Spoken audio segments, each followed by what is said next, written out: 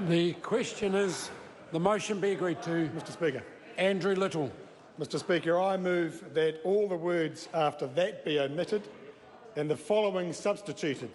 This House has no confidence in a government that has had 9 years to build a better New Zealand, and yet we have a housing crisis, we have mental health services on the verge of collapse, we have education that is becoming more and more expensive, and we have infrastructure that is unable to cope with the demands of a surging population, and it's time for fresh thinking and real solutions.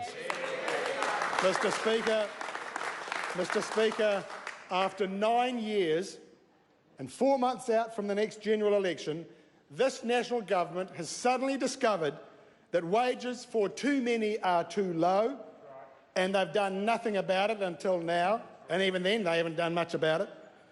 Too many can no longer afford to buy or even rent a home, and they've done nothing about it.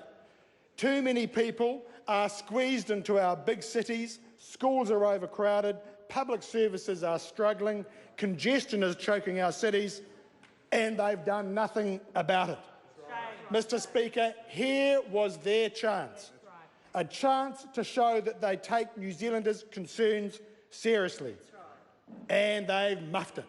Let me just take you through some of the points that come out of this budget. Let's look at the tax package, shall we? Let's look at the minimum wage worker, the worker on the minimum wage working 40 hours a week, who was getting the independence earner tax credit and was getting the tax break that they gave them. They got $11 and they got $10 taken off them. $11 given to them, $10 taken off them. $1. $1. There it is. This is the dollar bill budget. That's what it is. It gets worse. Mr Speaker, it gets worse. Even the government's own the figures that they proudly furnish us all with in the lockup, the little bit of paper that talks about 2 low-income workers, both on an income of $33,000 each. And they lose their independence earner tax credit, so they lose $20, and the tax benefit for them is less than $1 each. It's less than a dollar bill budget. This is the dollar bill budget. This is not taking low-income earners seriously at all. Let's have a look at health. Let's have a look at health. And let's have a look at mental health, the so-called ring-fenced $100 million. That was money that's already been promised and provided to the DHBs. Now they've been told money that they had to spend for general health services, now they've got to spend on mental health services without any expectation about what that's going to go on. This is not fixing up our mental health services. This is a fudge. This is a fudge. They do provide for $25 million a year, unspecified, on extra mental health services. They are so woeful in their planning, so woeful in their direction, they don't even know what it's going to go on. They put it in the budget. They are so out of touch with New Zealanders' concerns about mental health right now, they don't even know what needs to happen. And they won't fund it properly. I have to tell you, the biggest health risk this nation faces today is the amount of fudge being rammed down New Zealanders' throats they expected to take in this budget. And it's not good enough. They have funded DHBs for this or the next financial year and subsequently more than $200 million less than the DHBs need to keep pace with population growth and demographic changes. They are short-changing and starving our health services yet again, year after year. No wonder they're struggling. They might have double-crewed the ambulances, Mr Speaker, but it's still the ambulance at the bottom of the cliff. Mr Speaker, in housing, there is nothing of substance to address the most urgent, pressing issue facing the nation today, and that is the shortage of housing. $100 million, they say, for purchasing land for, you know how many houses? 1,200. 1,200. Remember the announcement a couple of weeks ago, 34,000 houses that were still woefully inadequate too? Well, they provided in this budget for 1,200 houses. That's going to fix Auckland's 40,000 house shortage, not to mention the rest of the country's 20 or 25,000 housing shortage. This is rinky-dink, short-changing dollar bill budget. I don't even get me started on the school operations grant. What an embarrassment. What a disgrace. 1.3% adjustment at a time when inflation in that sector is going through the roof. That is lower than inflation, and the people who will suffer will be the students, their families and the teachers who are struggling to provide a high-quality education in this country as it is. Mr Speaker, New Zealanders deserve better. New Zealanders deserve better. We are blessed to be in one of the greatest countries in the world and to enjoy our unparalleled beauty and a sense of security and a freedom to chase our dreams. And we pride ourselves, like all New Zealanders, on our hard work, innovation, our creative thinking, our great artistic expression. That's what we're known around the world for, and our brute determination to get stuff done. But that's not the experience of many New Zealanders today. Too many are missing out. And after 9 years of this government, New Zealanders now are being shut out of things that have been our boast to the world. You see, there's something else that defines us as a nation, something that holds us together. It's the idea that our small, plucky nation faces the world to meet its challenges, and as we do that, we look out for each other. And we insist that no matter on the circumstances of our birth, whether in New Zealand or abroad, rich or poor, Māori or Pākehā, we will have the opportunity to fulfil our potential, to do our best, to be the greatest, and to do what we can, or to do great things, or to do humble things. But knowing all the time that we will be picked up when we fall and we'll give back when we have the chance. That's the Kiwi spirit. That's the very essence of being a New Zealander. That is the idea of New Zealand. 9 years on under this national government, we ask, why do we have such a chronic shortage of housing and many young couples who, no matter how hard they work, no matter how hard they save, they cannot get their first home? That's right. 9 years on under this national government, a growing number of New Zealanders ask, why do we have New Zealanders that are homeless in this country, living in overcrowded houses, living in cars and garages? 9 years on under this national government, New Zealanders ask why their rent is rising so fast and why their pay cannot keep up. 9 years on under this national government, New Zealanders ask why 60,000 of our fellow citizens could not get hospital treatment last year because their local hospital couldn't afford to treat them. We ask why our mental health services are stretched to breaking point, and why, in this beautiful country of ours, we have one of the highest teen suicide rates in the developed world. Mr Speaker, that's not right. And what's worse is a government 9 years on that does not take it seriously, does not have anything serious to say or do about it. That is shameful. 9 years on under this national government, New Zealanders ask why so many schools are overcrowded, and why, with an ageing teacher workforce, so little is being done to grow the next generation of great teachers. 9 years on under this national government, New Zealanders ask why tens and tens of thousands of young New Zealanders are out of work and not doing any training or are in any education and are fast running out of hope. 9 years on under this national government, New Zealanders ask why the regions have been neglected, why they cannot generate the jobs to keep their local populations in work.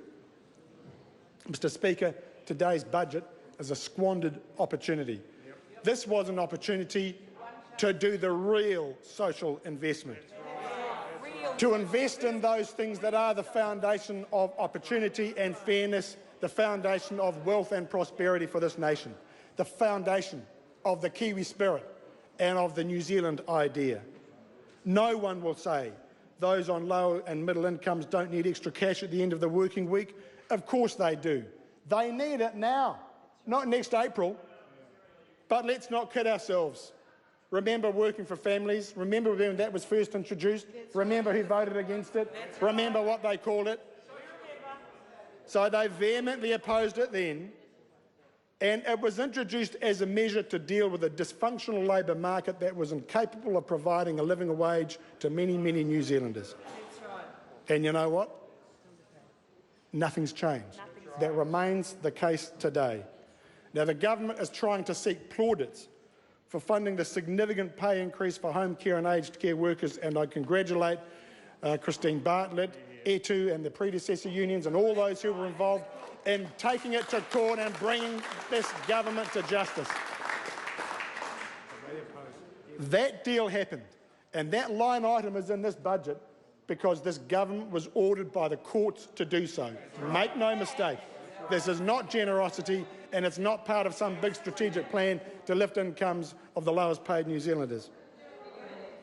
So let's get real. Mr. Speaker, New Zealand needs a fresh approach. New Zealand needs new ideas.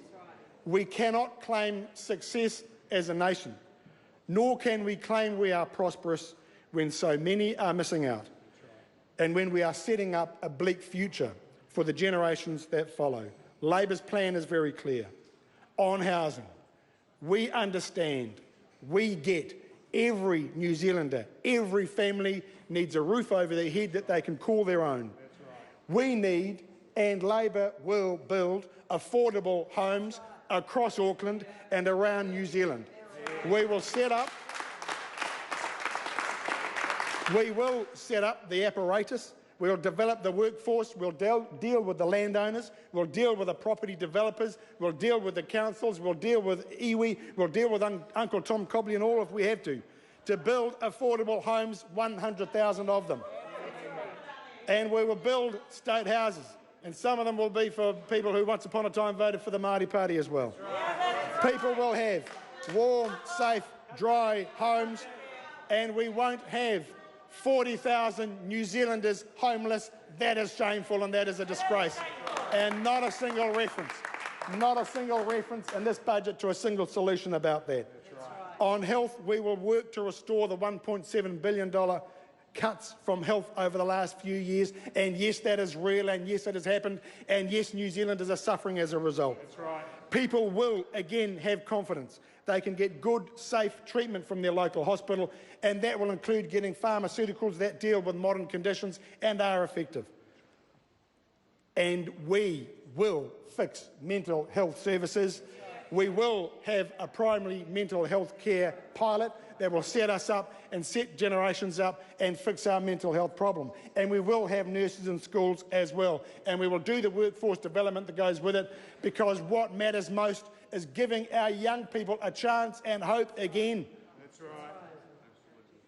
On education, we will have a strategy, an education strategy that's about preparing our children for success and having education available throughout a person's working life, because let's face it, the world of work is changing and technology is changing.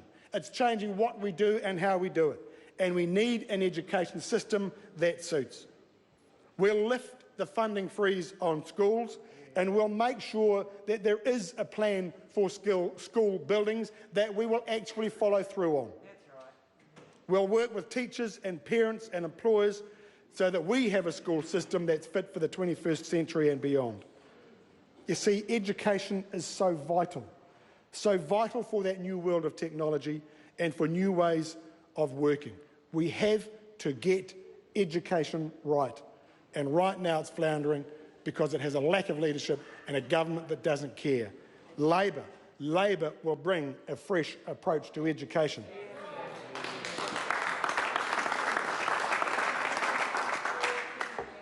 Mr. Speaker, on the regions, we'll partner with the regions and we will secure new investments that will generate new jobs, good jobs, skilled jobs, better paid jobs, just as we have proposed to do in Dunedin with a Centre of Digital Excellence, just as we've proposed to do in Gisborne with a plant to build prefabricated housing, because it fits our housing strategy as well. Thinking ahead, thinking about the issues that matter to New Zealanders. That's what New Zealanders are looking for a plan.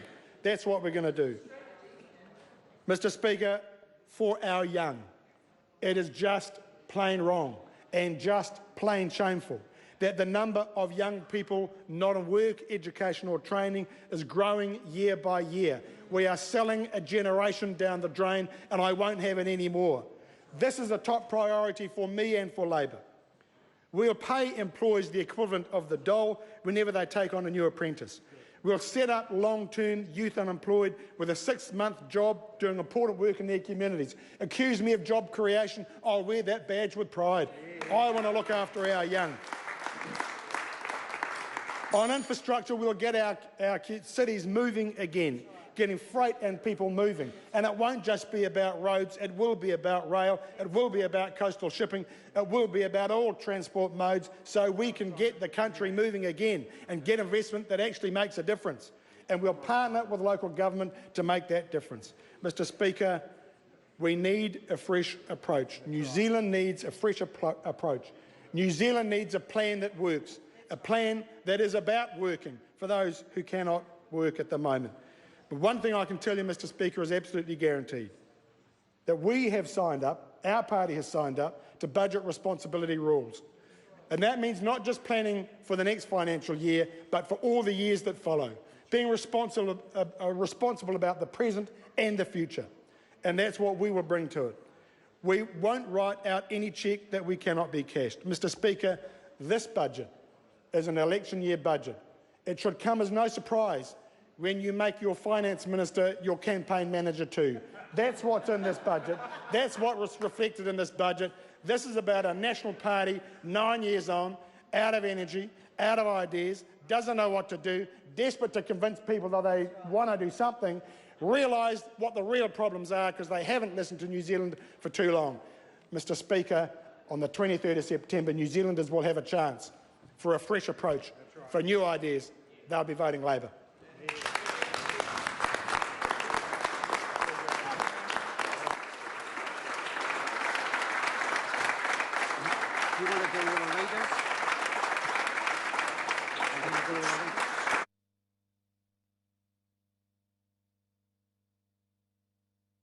The question is that the amendment be agreed to.